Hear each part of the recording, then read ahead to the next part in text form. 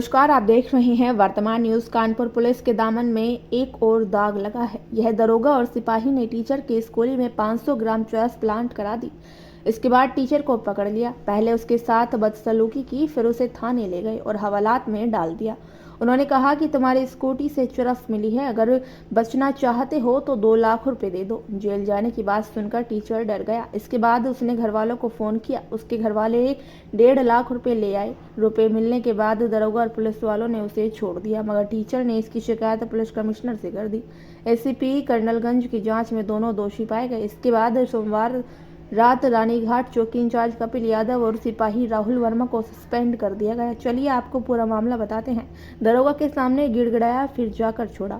फिर उसने मुझे छोड़ा। वहां से छूटने के बाद घर से कम ही बाहर निकलता था। सोमवार को किसी तरह से हिम्मत करके मैंने इसकी शिकायत पुलिस कमिश्नर अखिल कुमार से की। उन्होंने डीसीपी सेंट्रल को मामले की जांच कराने को कहा। इसके बाद एसीपी कर्नलगंज की मामले की जांच की।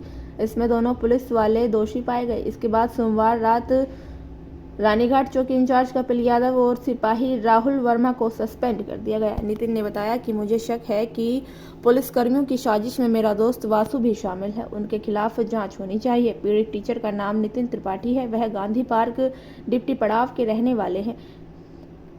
नितिन त्रिपाठी बच्चों को ट्यूशन पढ़ाते हैं और इसी के साथ बीटीसी सेकेंड सेमेस्टर के छात्र भी हैं। नितिन ने बताया कि 23 जनवरी को मेरे पास दोस्त वासु सोनकर का फोन आया और उसने कुछ देर के लिए स्कूटी मांगी। मैंने उसे स्कूटी दे दी। इसके बाद वह स्कूटी को कहीं लेकर चला गया। थोड़ी देर बाद में लौट कर आया। इसके बाद वासु मुझे मोती झील ले गया। वहां पहुंचने पर वासु टॉयलेट जाने की बात कहकर स्कूटी से उतरकर चला गया, जबकि मैं लाजपत भवन के सामने स्कूटी पर बैठकर उसका इंतजार करता रहा। इस दौरान 2 पुलिसकर्मी गाड़ी से वहां पहुंचे और कॉलर पकड़कर गाली दी और फिर मुझे थाने ले गए। वर्तमान न्यूज से रवि शर्मा की एक खास रिपोर्ट।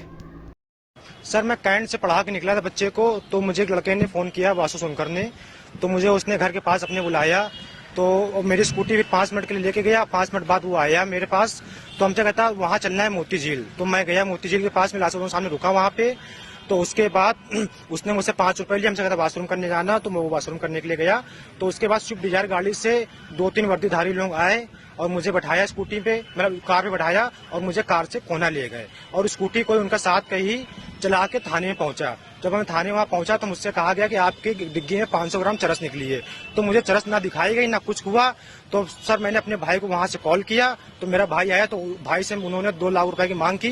तो उसके बाद मेरे भाई ने 1.5 लाख रुपए दिया। तो उसके बाद से मुझे वहां पे छोड़ दिया।